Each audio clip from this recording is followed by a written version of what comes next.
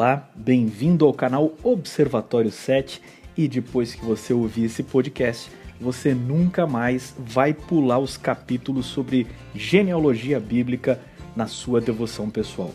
Bem-vindos ao nosso estudo especial sobre teologia dos 11 primeiros capítulos de Gênesis.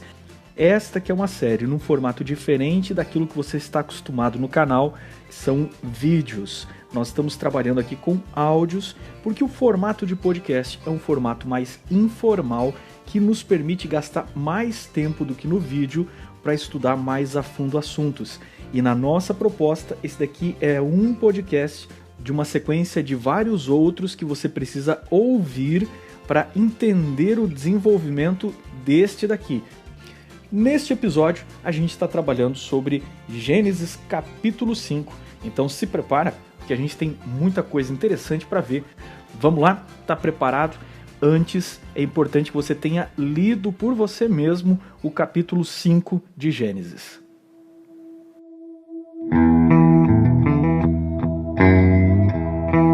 Agora que você leu o capítulo 5, deixa eu te lembrar que nos estudos passados a gente viu que o livro de Gênesis é a autoria de Moisés, ele está dividido através de perícopes, que são as unidades literárias onde realmente o texto começa e onde ele termina. Isso nem sempre equivale aos capítulos e versículos.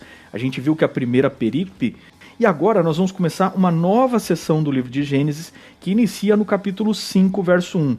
E a gente sabe que é uma outra seção porque Moisés tem uma característica literária. Sempre que ele começa uma nova sessão, ele usa uma mesma expressão em hebraico chamada toledot. E essa expressão é traduzida algumas vezes por esta é a Gênese, este é o início, este é o princípio, estas são as gerações, esta é a genealogia. E aqui a gente encontra a mesma expressão. Capítulo 5:1 vai dizer: este é o livro da genealogia de Adão. No dia em que Deus criou o homem, a semelhança de Deus o fez.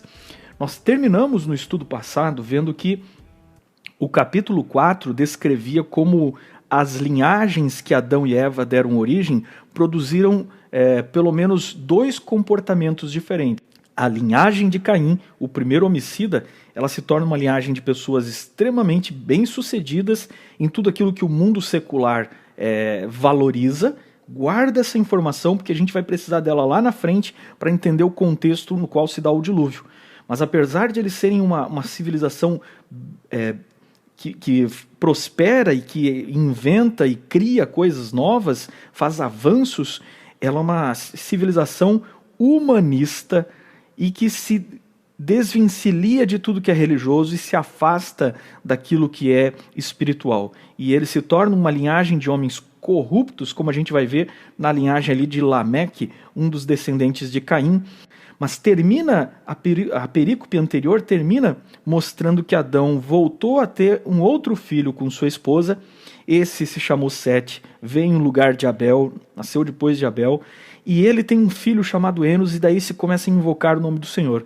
Dá-nos a entender claramente, então, de que essa linhagem de Sete produz um reavivamento espiritual, uma reforma espiritual, e eles começam a produzir a continuidade da mensagem de Gênesis 3,15, que é o primeiro evangelho, onde é feita uma promessa de que o poder de Satanás e as obras dele seriam derrotadas pelo Messias, ou por aquele prometido, a mulher que viria para pisar a serpente na cabeça. Bom, dito isso, a gente começa no capítulo 5 com uma descrição de quem é essa linhagem de Adão e de Sete. O capítulo 5 está contrapondo o capítulo 4 na parte do verso 17 até o 23, quando fala da linhagem corrupta de Caim. O interessante do capítulo 5 é que a linhagem de Sete não se destaca em absolutamente nada do ponto de vista materialista. Eles não são aqui descritos como inventores, não são descritos aqui como artistas, não são descritos aqui como ricos, possuidores de propriedades ou bens, não são descritos aqui como os mais belos de todos, porque isso está lá na descrição dos filhos de Caim, naquela descendente de Caim que nós já vimos, a Naamá, mas os filhos de Sete têm nomes sempre que dão a entender um contexto de esperança de que vai vir alguém, e um deles que vai nascer talvez seja o Messias. Então, a constituição, a ideia aqui do capítulo 5 é mostrar homens espirituais que se focaram nas coisas espirituais, e eles fazem uma reforma espiritual e moral, a tal ponto que essa linhagem que vai estar aqui em um sentido crescente chega até Enoque, e vai haver um testemunho sobre Enoque dizendo que ele andou com Deus. Interessante que todos os nomes descritos no capítulo 5, de descendentes de Sete, sempre faz ali a observação de quem que ele é pai, ou seja, para quem que ele passou a continuidade da mensagem, e aí diz ali que ele teve filhos e filhas, e aí diz assim que ele morreu, e sempre deixa bem claro que ele morreu. Quando chega em Enoque, vai dizer alguma coisa diferente, assim, andou Enoque com Deus, então é um camarada de extrema comunhão, e já não era, essa é uma expressão para dar a entender que ele não foi mais encontrado, as pessoas o procuraram, não acharam o cadáver dele, não há corpo dele, não o encontraram, porque Deus o tomou para si. É um paralelo, a gente vai ter uma ideia como essa, por exemplo, na ascensão de Elias, o profeta, que joga a sua capa para Eliseu e é assunto ao céu, que vai para o céu sem ver a morte. Num texto em que vem repetindo claramente que todos os descendentes da linhagem do povo de Deus, eles viveram sua vida, deram sua contribuição e morreram, de repente é como se Deus interrompesse e desse uma amostra para o povo daquilo que é possível no final dos tempos, ou seja, de ser transladado, de ser levado para o céu. E Enoque é a primeira pessoa que não vê a morte e é levado como uma amostra do que vai acontecer no final dos tempos, quando Jesus voltar. Essa ideia de Enoque se conecta com Judas, verso 16, quando Judas, lá no Novo Testamento, vai mencionar que Enoque é o sétimo depois de Adão, que pregava sobre, anunciava a volta de Jesus e dizia que ele viria com as nuvens. Então veja, ele está fazendo uma referência antiguíssima, mostrando de que desde o início dos tempos, por uma tradição vinda lá de Adão, de Sete e dessa linhagem que vai dar origem a Noé, se transmitiu o conceito de que haveria uma vinda do Messias. Talvez num primeiro momento não se tinha muita clareza ainda sobre se seriam uma ou duas vindas, como é que era a primeira, como é que era a segunda, mas eles tinham um conceito e anunciavam esse fato. E isso é muito importante para você entender que existe uma continuidade, uma mensagem, e passou-se uma tradição oral de um para o outro. E por que essa tradição oral é tão importante? Veja, nós temos uma percepção ocidental, moderna, sobre o que é informação e como ela é transmitida. E nós não podemos ler a Bíblia e a cultura da época da Bíblia com esse ponto de vista. Nós temos que voltar ao passado, imaginar Moisés escrevendo esse texto e ao povo ao qual ele está se dirigindo. O que ele está fazendo aqui é justificando para o povo e dizendo assim, olha só, nosso povo, as origens do nosso povo são essas. Ele conta ali Gênesis 1, Gênesis 2, ele conta a criação, e ele diz assim, olha, toda a raça humana veio de Adão e Eva. E ele vai começar a discorrer isso até chegar lá na Tábua das Nações, onde ele vai dividir as nações e vai mostrar a origem, a linhagem de Abraão e do povo ao qual eles fazem parte. O que Moisés está dizendo com essa genealogia do capítulo 5, para quem está lhe ouvindo, é que eles não são fruto de uma ideia inventada.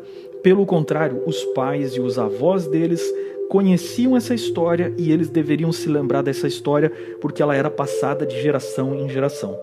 Outro dia eu estava vendo um documentário sobre a África, muito interessante, e estava entrevistando um ancião de uma tribo, de uma aldeia, e ele estava discorrendo sobre a cultura daquele povo, e ele dizia assim, aqui na África, nós não escrevemos a história, em nossa aldeia nós contamos histórias.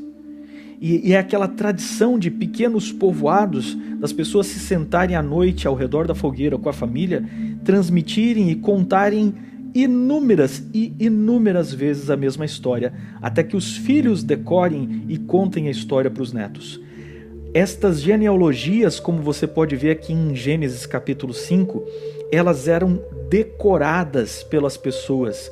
Você está falando de um mundo, o mundo em que Moisés cresceu, onde não havia o excesso de informações, o excesso de estudos e de materiais que tem hoje. As pessoas se dedicavam a conhecer a história de sua família e eram educadas pela sua família. E elas decoravam essas histórias. E na mente do oriental, na mente do africano, na mente desses povos do Oriente Médio, o decorar a sua história era fundamental para o seu conceito de identidade. Você não teria herança se você não soubesse de onde você é. Você não poderia reivindicar os seus direitos e o seu status dentro da comunidade se você não soubesse de cor e se não pudesse provar isso como assunto comum para outras famílias também. Então era fundamental eles protegerem essas histórias, decorando e transmitindo. A gente chama isso de tradição oral. E ela é muito poderosa dentro do judaísmo, inclusive até hoje. Há de se fazer, contudo, uma diferença entre tradição oral e inspiração. A tradição oral é aquilo que eles iam transmitindo de pai para filho, mas ela não tem um valor como palavra de Deus. A inspiração é o fenômeno que eles reconheceram, no qual Deus se revelava a um profeta e transmitia através da linguagem deste profeta o conteúdo necessário para eles entenderem o plano salvador de Deus. Então, quando chega a época de Moisés, eles não são mais apenas uma pequena família, como eram no tempo de Abraão, de Isaac, de Jacó. Eles agora não são uma pequena tribo, eles agora se transformaram num povo com centenas, milhares de pessoas. Já é perigoso ficar só na tradição oral. E é nesse momento que Deus passa a tradição oral, refinada pelo processo de inspiração profética, para uma tradição textual. E surgem os livros da Bíblia. E essas genealogias começam a ser incluídas nas narrativas bíblicas, como feito aqui por Moisés. Ok? Então Moisés, num primeiro momento, ele está mostrando que aquilo que ele está argumentando é comum e entendido por todos os anciãos das mais diferentes famílias. Ele não está inventando uma religião, ele está transmitindo para eles uma religião que ele recebeu dos pais dele, dos avós dele, e os avós dele dos ancestrais, esses ancestrais de Abraão. Abraão recebeu dos seus ancestrais. Os seus ancestrais estavam se perdendo lá em Ur dos Caldeus. Abraão saiu fora de lá para manter viva essa continuidade da mensagem, mas essa mensagem vinha desde o patriarca Sem, e ele recebeu de Noé, e Noé recebeu de seu pai Lameque, Lameque recebeu de seu pai Metusalém, e por aí vai, e você vai chegar até Adão. Então o objetivo aqui desse texto de Gênesis capítulo 5, para quem está lendo o texto das origens, é mostrar de que isso não é inventado, era uma coisa conhecida e reafirmada na história familiar de toda aquela comunidade, e que esta herança tinha dois propósitos. Então, primeira coisa, mostrar que a mensagem de salvação de Gênesis capítulo 3, verso 15, dada para Adão e Eva, ela foi transmitida, foi sendo ampliada, como a gente pode ver em Judas 16, com a menção de Enoque, e esse conhecimento da salvação, ele vai acrescendo a cada geração, e passou ininterruptamente até Noé, que transmitiu para Sem, e esse transmitiu para sua linhagem até chegar em Abraão. Esse conhecimento foi ininterrupto, porque Deus, em todos os momentos da história, sempre teve uma revelação e sempre teve profetas ou testemunhas que pudessem ensinar para as pessoas ao seu redor qual era o conceito e o plano da salvação. Beleza? A segunda razão é, uma vez que Gênesis 3, verso 15 prometeu um Messias, de onde viria esse Messias? Porque já começa com o capítulo 4, quando eles estão na expectativa de que vai nascer o primeiro filho de Eva, e veja o capítulo 4, verso 1, não tem dúvida aqui que Caim é filho de Adão e é filho de Eva. Diz assim, ó, coabitou o homem com Eva, sua mulher, esta concebeu e deu à luz a Caim, então disse, adquiri um varão com auxílio do Senhor. Sabe por que ela disse adquirir um varão com auxílio do Senhor? Ela está dizendo, esse aqui é uma dádiva, Deus me deu esse aqui nós estamos esperando. Ela entendia de que esse primeiro filho talvez fosse relativo àquela promessa de Gênesis 3,15, de que o Salvador viria dela. Veja como a revelação é progressiva. Deus deu uma revelação geral, não muito específica, porque eles não tinham bagagem para entender tudo naquele momento, e ela ficou esperando que fosse o Messias. Que decepção, né? Foi Caim, e manifestou o caráter que teve. Mas depois, quando nasce Sete, vem novamente a esperança, e o nome Sete dá essa ideia a entender de uma volta da esperança no lugar de Abel que foi perdido. E ele começa a ter uma linhagem. Cada um que nasce nessa linhagem tem nomes que fazem referência a Deus. E aí cada um desses nomes mostra que eles estavam esperando que essa criança nascesse, esse Messias nascesse. Quando nasce Noé, por exemplo, eles estão num momento que aparentemente o mundo antes do dilúvio já está tão desgastado e mergulhado na corrupção que os filhos de Caim colocaram no mundo. Quando esse menino nasce, ele diz assim, o nome dele vai ser Noé. Por quê? Este nos consolará dos nossos trabalhos e das fadigas de nossas mãos, nesta terra que o Senhor amaldiçoou. Então você tem aqui uma indicação clara de quando Noé nasceu, a terra estava chegando num ponto que a gente costuma dizer assim, não dá mais. Aparentemente a terra estava já num ponto que a humanidade está dizendo assim, não dá mais. Esse daqui vai nos salvar. Porque eles tinham a esperança de que Noé, quem sabe, fosse o Messias. Então perceba, Deus vai se revelando e revelando o seu plano aos poucos, à medida que a humanidade vai amadurecendo e vai podendo compreender. Você também vai estudando comigo teologia e descobrindo que teologia não se explica tudo de uma vez. Teologia a gente vai aos poucos, porque a compreensão da mensagem é tão progressiva quanto a revelação da mensagem.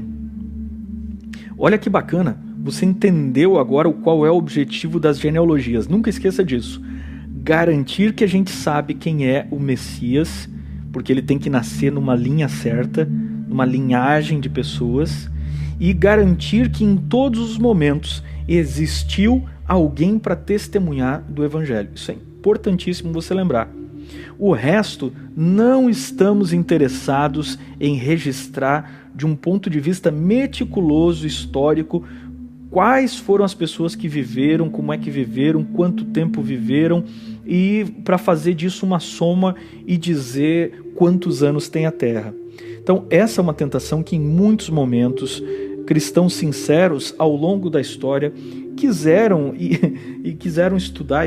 Eu ri aqui porque eu já fiz isso também. Quiseram estudar e somar essas idades aqui dos patriarcas, voltando na história para tentar entender há quanto tempo o mundo foi criado, através da idade dos patriarcas até Adão. Olha, deixa eu te explicar algumas coisas sobre a cronologia que você encontra aqui. Não necessariamente essas cronologias aqui, essas genealogias são exaustivas. Vou dar um exemplo para você. Quando a gente olha, por exemplo, a genealogia do patriarca Sem, que está ali no capítulo 11, do verso 10 até o verso 32, você tem ali os descendentes de Sem até Abraão. Se você olhar a genealogia de Jesus no Evangelho de Lucas, você vai ver que Lucas trata Adão como um personagem real e pega Jesus e vai traçando a linhagem dele, os seus ancestrais, até voltar lá em Adão, mostrando que Adão é um personagem real, o pecado é um problema real que aconteceu e que Jesus é o segundo Adão que veio para resolver o problema lá do primeiro Adão. O que Lucas está fazendo é mostrar que Jesus é a culminação de toda essa expectativa messiânica que se desenvolveu ao longo do Antigo Testamento. Só que quando Lucas discorre sobre os ancestrais de Jesus e retorna aos ancestrais de Abraão, ele, por exemplo, cita um nome a mais, um tal de Cainã, que a gente não encontra aqui no texto de Gênesis capítulo 11. Então perceba, Lucas está falando de algo que veio por uma tradição oral, que ele incluiu, que se conhecia entre os judeus, mas que não apareceu nessa fonte aqui de Gênesis capítulo 11. Isso não coloca Gênesis 11 em demérito. Pelo contrário, mostra que a preocupação de Moisés ao escrever as genealogias do capítulo 10, do capítulo 11, ou essa que estamos estudando aqui do capítulo 5, não é criar uma lista de todos os camaradas que viveram, mas sim daqueles que foram os transmissores da grande mensagem do Evangelho. É o que, por exemplo, Judas está argumentando ao dizer que Enoque é o 7º que pregou depois de Adão e ele anunciou a volta de Jesus. Ok? Então é muito importante você entender que podem ter existido mais descendentes de Adão, Sete e Enos aqui e que talvez até não estejam citados. Você diz assim, mas como? Mas ele não diz ali que fulano foi pai de Beltrano e esse aí era filho desse? No livro de Gênesis, ser pai nem sempre quer dizer ser o genitor. Às vezes, ser pai é ser o avô, bisavô ou tataravô, pulando personagens. Vou te dar um exemplo de como o próprio Moisés usou esse tipo de ideia dentro do livro de Gênesis. Na história de Jacó, quando Jacó está conversando com Labão, Labão se refere aos seus netos como seus filhos. Olha aqui Gênesis capítulo 31, verso 43. Então respondeu Labão a Jacó: as filhas são minhas filhas, os filhos são meus filhos, os rebanhos são meus rebanhos, e tudo o que vês é meu. Que posso fazer hoje a estas minhas filhas ou aos filhos que eles deram à luz? Então Labão está reclamando que a descendência da esposa de Jacó é dele, porque ele é um patriarca e aqueles são seus netos, bisnetos, tataranetos, são de alguma forma seus filhos também. Você percebe então que em Gênesis capítulo 5 pode ter tido mais gente que não foi citada aqui. Você percebe que em Gênesis capítulo 11 tem um nome, por exemplo, que não foi citado, mas que aparece citado lá no Evangelho de Lucas, na genealogia de Jesus? Então você tem precedente dentro da Bíblia para esse tipo de omissão, porque o objetivo, repito, o objetivo não é escrever uma história do ponto de vista da historiografia moderna de nós, pessoas do século XXI. O objetivo aqui é dizer que existiu uma linhagem e que a mensagem nunca foi perdida. Ela sempre continuou através de alguém, e ela foi passada para alguém, e ela chegou até o povo de Israel. Essa linhagem nunca se perdeu. E isso é o mais bonito, porque refuta um monte de ideias estapafúrdias sobre como começou a religião. Alguns vão dizer assim, não, mas a religião, monoteísmo, ele começou com Abraão. Não, não começou com Abraão. O texto é bem claro, o monoteísmo começa com Adão, passa para Sete, Sete passa para Enos, Enos, aí tem toda a linhagem aqui do capítulo 5, vai chegar em Noé. Noé é um monoteísta, pai de todos os povos do mundo. Todos os povos do mundo lá na raiz ancestral conheceram um Deus criador, mas alguns dos descendentes de Noé vão perder de vista esse modelo de adoração, porém ela será continuada através da linhagem de Sem. Alguns da linhagem de Sem vão perdendo de vista essa adoração, ela é continuada por Arfaxade, e ela vai indo até que esses descendentes vão perdendo, e quando chega na época dos pais de Abraão, os pais de Abraão se tornam idólatras. Aí Deus se revela para Abraão e diz assim, Abraão, você vai sair daí, e eu vou te fazer de você um novo povo.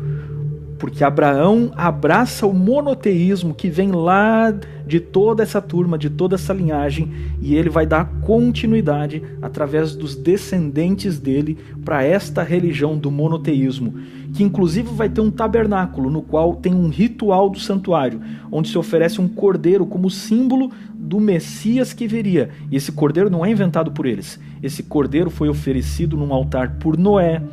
Esse cordeiro foi oferecido num altar por Abel. E em toda essa linhagem, esse mesmo ritual, ele continua, porque o objetivo aqui de ter o capítulo 5 é mostrar que esta linhagem continuou a religião que recebeu de Adão, de Sete, e que foi a religião que tentou ser extirpada com o assassinato de Abel. Mas ela continua através da linhagem de Sete e de Enos.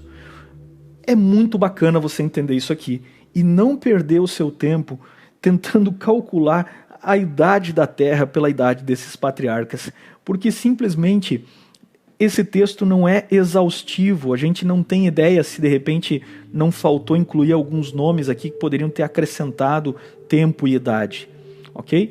Eu já fiz isso quando mais novo e já fiz esses cálculos para tentar entender qual era a idade, quando o mundo tinha sido criado e tal.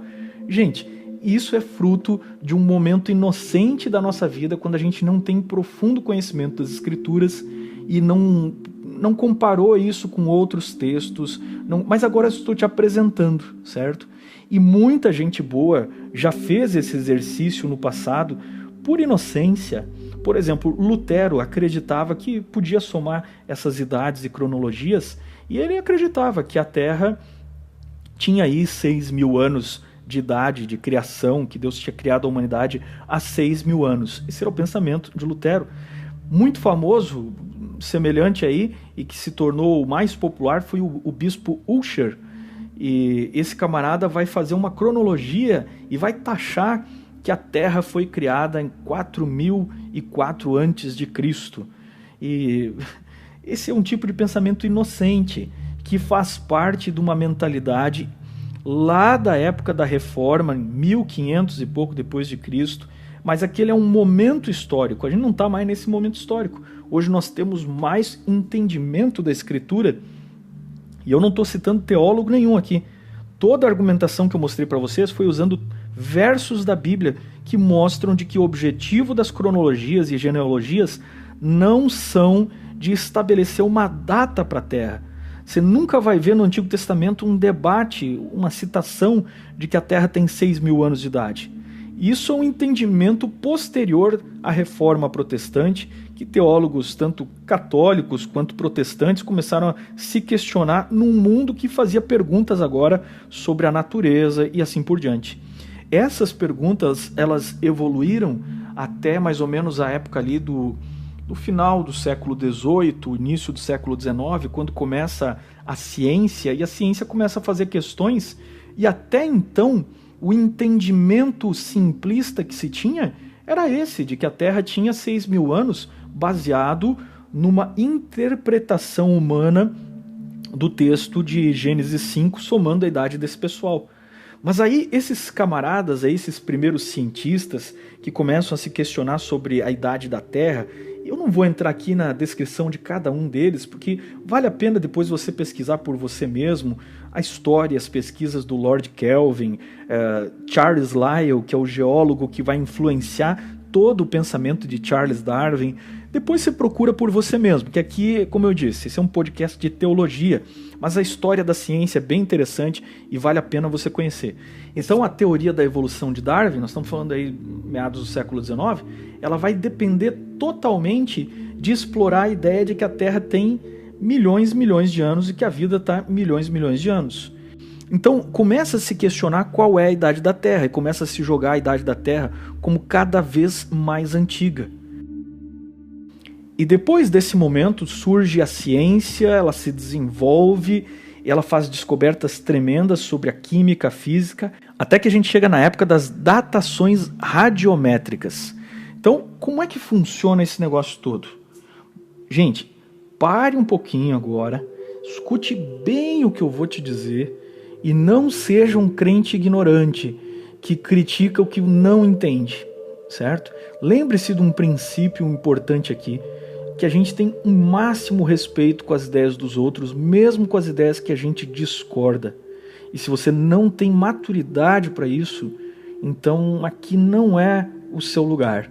Aqui a gente tem que ter maturidade para conversar com os diferentes e para ouvir as ideias.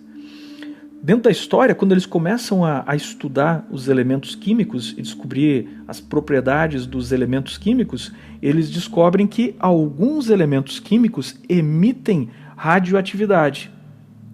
A gente chama isso de decaimento radioativo. Então, um átomo ele tem a sua eletrosfera e tem o seu núcleo. E quando ele vai emitindo radiação, ele vai se transformando em outro elemento químico. E essa taxa de emissão de partículas ela é constante. Tenta visualizar da seguinte maneira. Imagina que você tivesse uma caixa de água. E nessa caixa d'água ela está cheia de água, ok? E ela está emitindo gotas de água por uma torneira. E ela está emitindo ali um vazamento de tantas gotas por hora. Se você voltasse daqui a alguns dias ou daqui a algumas horas e você pudesse medir quanta água tem dentro da caixa, você poderia estimar, sabendo quanta água tem dentro da caixa e sabendo qual era a razão ali para no número de gotas que cai por hora, você poderia estimar quanto tempo levou para esvaziar essa caixa. Entendeu o raciocínio? Se não entendeu, para o podcast, volta e escuta de novo. Porque esta é uma ilustração para te explicar como é que a medição dos elementos radioativos é feita. E esse é um processo matemático, científico, inteligente e que funciona. E não tem gente maligna em conspiração. Gente, isso é coisa de crente, me perdoe, mas de crente ignorante, quando ele supõe que todos os cientistas são pessoas malignas que estão querendo fabricar coisas contra a Bíblia. Mas então você está me dizendo o seguinte, você está dizendo que eu tenho que confiar em todas essas datações? Olha só, o que eu estou dizendo para você é que você tem que respeitar os cientistas. Eles não são tolos, eles sabem do que estão falando. O que nós podemos fazer é o seguinte, dizer, olha, você está me apresentando uma coisa, eu tenho um entendimento diferente das escrituras, nisso aqui elas estão em desarmonia, então o que a gente faz agora? O que eu venho insistindo aqui nos podcasts sobre origens. Deixamos a ciência no laboratório fazendo ciência, a respeitamos no lugar dela, e ela não vai dar opinião sobre a Bíblia, e nós não vamos dar opinião ali sobre eles, porque em algum momento talvez a gente descubra que a gente estava entendendo o texto bíblico errado. Ou talvez eles descubram que eles estavam entendendo a leitura científica errada. Ou talvez ciência e entendimento teológico ambos estavam errados. Em algum momento, o mesmo Deus que criou a natureza e o mesmo Deus que revelou a Bíblia vai promover uma harmonia entre esses conceitos. Você diz assim, mas e você acredita então em todas as datações radiométricas da idade da Terra, a idade dos fósseis? Para mim não é uma questão de acreditar. Acreditar, eu acredito na Bíblia. Deus me pede para ter fé e acreditar na Escritura. A ciência não é um assunto para se acreditar. A ciência é baseada em fatos. Eles são ou não são. E eu não tenho um problema de realidade. Eu não tenho um problema de julgar os fatos ou a realidade. Eles são ou não são. A questão que ninguém conta sobre as datações radiométricas é que, para chegar nesses cálculos, é preciso uma série de premissas e eu tenho muitas dúvidas sobre essas premissas. Então o questionamento agora, a crítica que eu vou colocar agora sobre as datações da Terra e fósseis e tudo mais, eu não estou aqui me opondo e dizendo que elas estão erradas. Eu estou dizendo aqui simplesmente que eu, enquanto leigo nesse assunto, eu tenho diversas dúvidas e eu já vi muita gente da área de ciência questionar isso. E quais são as dúvidas? A primeira pergunta é a seguinte: a amostra de um fóssil, de uma rocha, de um material que vai ser examinado, ela é incontaminada? Porque o pessoal da ciência diz o seguinte: se eu vou fazer a datação de um material e essa amostra está contaminada, aí se perdeu completamente. E é facinho de contaminar essa amostra. Dependendo da maneira como ela for extraída, dependendo do tipo de processos que ela passou ao longo da história. Por exemplo, eu tenho aqui, sei lá, um fóssil e ele ficou aqui preservado nesta rocha, mas vamos supor que essa rocha sofra algum tipo de pressão externa, sei lá, um vulcão que explodiu na região e trouxe muito calor, uma grande inundação, ou então a poluição da atmosfera. Determinados tipos de contaminação podem alterar a minha leitura dessa cronologia. Na ilustração da caixa d'água seria assim, ó: se alguém for ali abrir a torneira um pouquinho, não contaminou todo o processo, ou seja, a minha leitura de quantas gotas caem por minuto não alterou o fluxo dessa caixa d'água, e aí parece que a idade é bem maior, ou o tempo que levou para esvaziar é bem maior? Outra pergunta: a Terra vive momentos diferentes de proximidade com o Sol. O Sol produz diferentes ondas de raios cósmicos, magnéticos e assim por diante que influenciam sobre a Terra. Essa variação de constantes na natureza me permite ter segurança da quantidade constante de emissão dos elementos radioativos?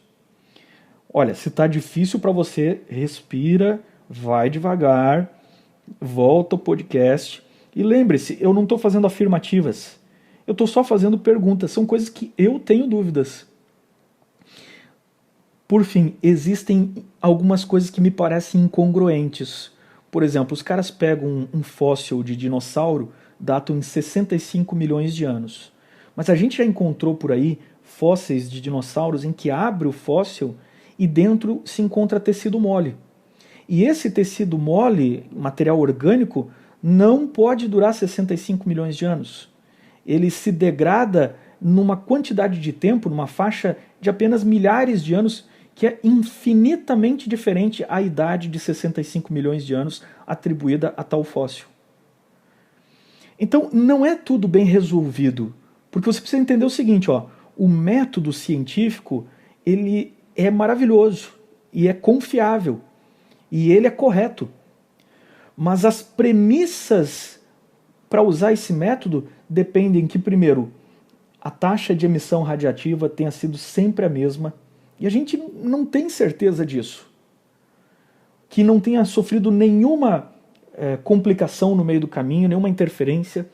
E se, por exemplo, um mega meteoro caísse na Terra, um meteoro aí do tamanho do Monte Everest, e se caísse até mais meteoros em outros lugares, e ele caindo nos nossos oceanos ou em algum lugar, ele causasse uma transformação geológica tão absurda, levantando maremotos e causando inundações continentais tão grandes, eu pergunto, todo esse cataclisma não alteraria a medição que nós fazemos ou o entendimento que nós temos da taxa de emissão radiométrica dos diferentes elementos que são medidos? Então eu vou ser bem franco com vocês, eu não desacredito a ciência, não desacredito as medições, as datações que são feitas, eu só estou dizendo que nós não podemos ter certeza das variáveis. E uma vez que a gente não pode ter certeza das variáveis, tem certas premissas que são usadas para eu chegar no cálculo dessas datações radiométricas que elas são questionáveis neste ponto, não no método, nem na idoneidade desses cientistas. Eu acredito que esses homens são inteligentíssimos, são incríveis, mas eu não consigo ter a mesma certeza. E eu vou deixar que o tempo mostre se esses caras estão certos ou não. Se o tempo mostrar de que a Terra é tão antiga como eles dizem, ou que a vida na Terra é tão antiga quanto eles dizem, ok. Isso não vai ser uma dificuldade para o meu entendimento das Escrituras. Pode ser que eu vou ter que rever algumas interpretações, mas o plano de Deus, ainda assim, ele continua. E você tem centenas de cristãos que têm um entendimento assim e não é dificuldade para eles. Eu, particularmente, tenho um entendimento mais ortodoxo do texto. Pode o universo ter aí 14, 15 bilhões de anos, sei lá quanto mais, isso não me importa, não faz nenhuma diferença para mim. Obviamente, quando eu olho as estrelas, e a gente sabe por pesquisa científica, tem todo o cálculo da paralaxe, mostra que as estrelas estão a, sei lá, milhões de anos de nós, e a luz demorou até chegar aqui. Obviamente o universo é antigo. A gente já viu isso em outros podcasts, nós já vimos que faz total sentido que o universo seja antigo, e que nesse universo antigo Deus estava criando, em algum momento decidiu criar em um planeta que estava sem forma e vazio. Então perceba, eu não estou aqui interessado em assumir uma data. Você nunca vai me ver defender que a Terra tem 6 mil anos, 10 mil anos, 4 bilhões de anos. Esse é um assunto que eu não sei. Ele não me pertence, não é do meu ramo, não é da minha alçada. O que eu sei dizer é que a revelação de Deus, e ela é a verdade, ela diz que existiu um Adão histórico, traça-se uma linhagem ininterrupta deste Adão histórico, até chegar em Cristo, que é o segundo Adão. E aí eu não posso tomar ciência para interpretar a Bíblia. Por que que não? Uma razão muito simples que eu já falei em outros podcasts, eu quero insistir com vocês. Meus amigos, quem tem dificuldade de entender um Adão histórico, tem dificuldade de entender um Cristo real e histórico. Se você crê no homem que traz os mortos de volta do túmulo, que os traz de volta do pó da terra, não tenha assim tanta dificuldade de acreditar que o Criador fez todos nós exatamente do pó da terra e do mesmo jeito.